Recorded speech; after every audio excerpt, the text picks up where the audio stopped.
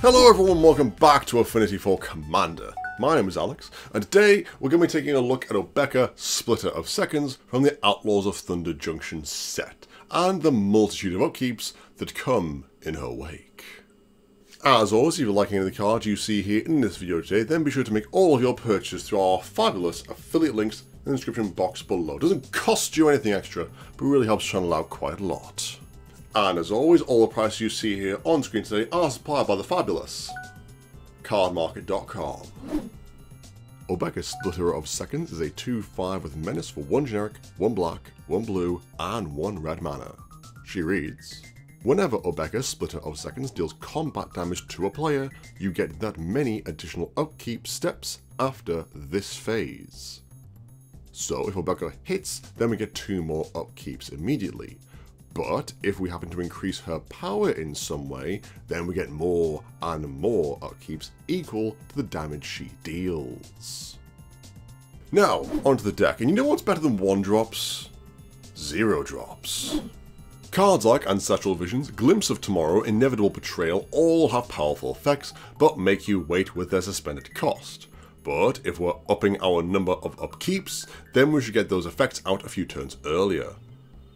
And we do also get a similar effect with cards like Soul Talisman or Lotus Bloom, which mirror powerful artifact effects like Soul Ring or Black Lotus, which, I've heard is apparently a good card. But going up to the 2-drops, let's take a look at some of the cards that will be taking advantage of these multiple upkeeps. Creeping Bloodsucker deals 1 damage to each opponent and will then be gaining 3 life in each upkeep, with the flip side of Tithing Blade also doing a good imitation of this. Plus, having each opponent's sack creature on ETB isn't really a bad thing. Lifting Refrain also gets to sit around and just turn into a board counterspell with more and more verse counters on it, making our opponents ever more antsy about playing their big spells.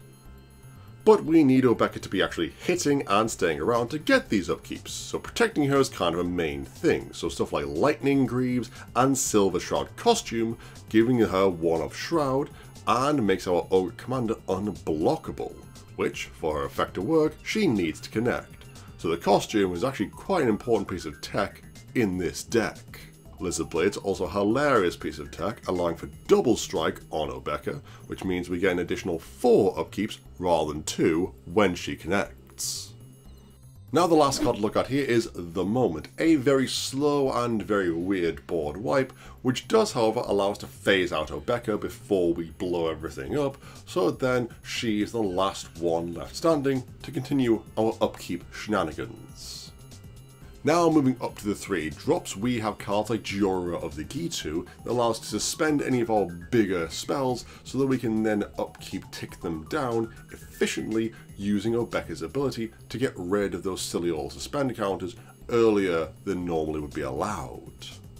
Speaking of suspend, Ecstatic Beauty is a card that has great impulse draw, but however I cannot talk about getting slightly choked up about it.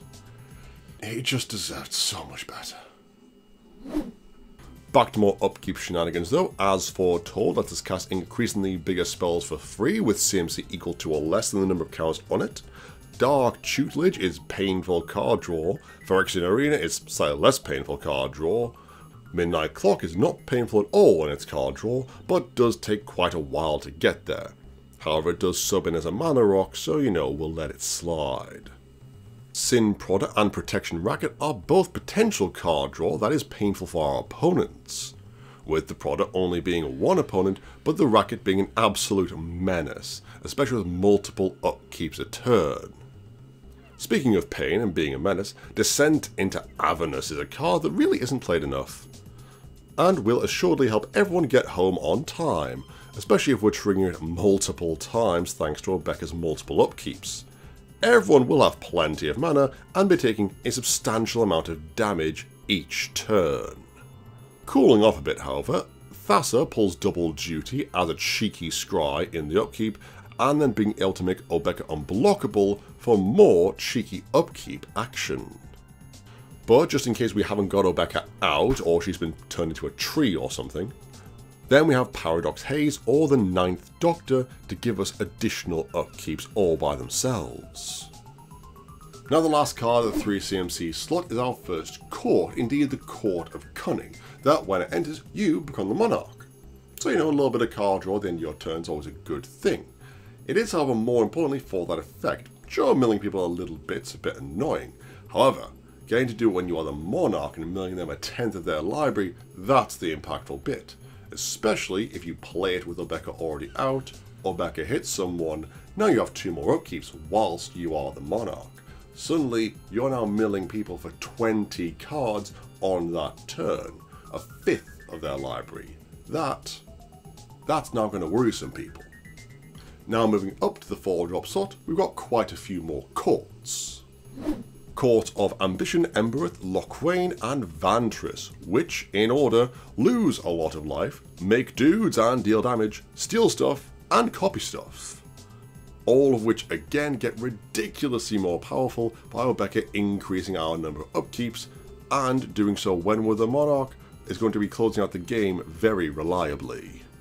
Another fun mechanic to introduce aside from the monarchy is the initiative, and Caves of Chaos Adventurer not only has good impulse draw ability in their upkeep, but then can also let us play the card for free if we've completed a dungeon. Remember, the initiative triggers when you get it as well as in your upkeep. Twilight Prophet and Duskmantle Seer both let us draw cards, with the key difference being the Prophet lets us draw a card and each opponent loses life equal to its CMC and we then gain that much. Whereas the Seer lets everyone draw a card and lose the life equal to the card drawn CMC, allowing everyone to see it. So, not normally a massive fan of people drawing cards, but in this instance I'll let it slide with the amount of damage it should be dealing to our opponents. Now, for all this talk of upkeeps, let's see if we can get just a few more out, because you know what's better than 1 Obeka? 2 Obekas. Irenika's Vile Duplication, Spark Double, and Sakashima the Imposter all let us get out non-legendary versions of our Ogre Commander, again, hopefully being able to connect to our opponents, getting us multiple upkeeps. In fact, if they both connect, that's going to be 4 more upkeeps. Can you imagine triggering one of these courts 4 times? The thought of it. Speaking of making token copies of things, Mechanized Production is a great little enchantment allowing us to make token copies of the artifact that we've stuck it onto. But being able to generate that amount of mana will help us get through all the cards we'll be drawing for various upkeep engine pieces. And the last card I want to talk about for CMC is one that I don't see in a lot of lists, which is Leyline of Anticipation, a card that we really want to have in our opening hand. Having played through loads of upkeep decks before, the main issue is having to play out all your cards and then cross everything, hoping that it wheels back around to your turn and your board hasn't been decimated by a Bane of Progress. With the Leyline out, however, you can then wait until someone's end step, flash in your Court or Obeka herself, and then move into your turn, full mana untapped, ready to swing in with our commander, and already the monarch. This way we get our upkeep value, and Obeka essentially has haste, coming in straight away to be able to hit into our opponents to get those additional upkeeps and trigger our enchantments multiple times. Moving up to the 5 CMC slot, we got our last few enchantments and our last court. Court of Ire is a shocking enchantment that, with the crown out, turns it into enough damage to kill just about everything.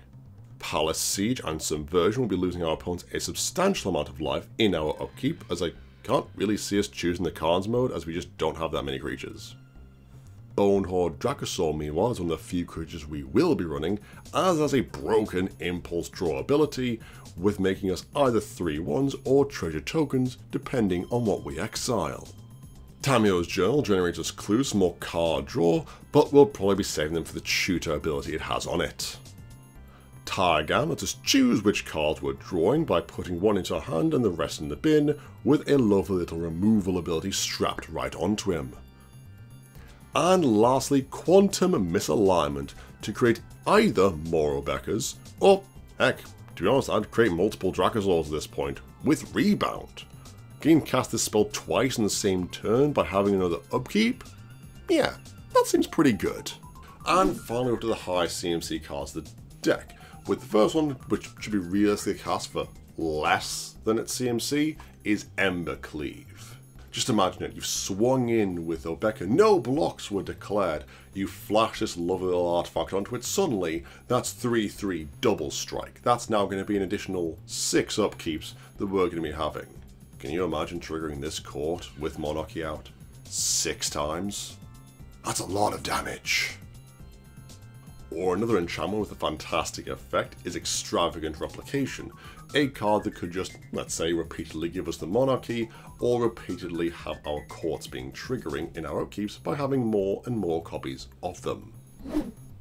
Inspiring Refrain is our last card with Suspend in the deck, which should hopefully be done in the early game to just keep us having a constant hand by able to have it cast, use Obeka's ability, get more upkeeps, have it trigger every other turn or so, letting us draw cards, and then having it be put back on Suspend. Xanathar, Guild Kingpin, is not only a silence on target opponent, but you just get to go through their library pretty much until you have to use 2 of their lands, which, oh, can you imagine getting to do this with Obeka and being able to do this on all of your opponents?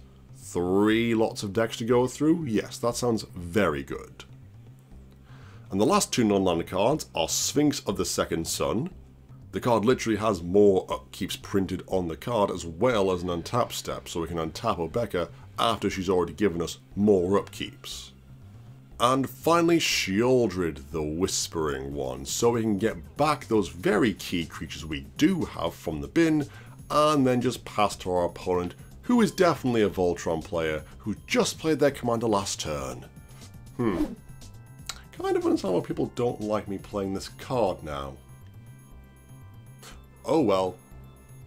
Moving on to the lands for the deck, there's only really 3 that I want to be talking about for their unique abilities.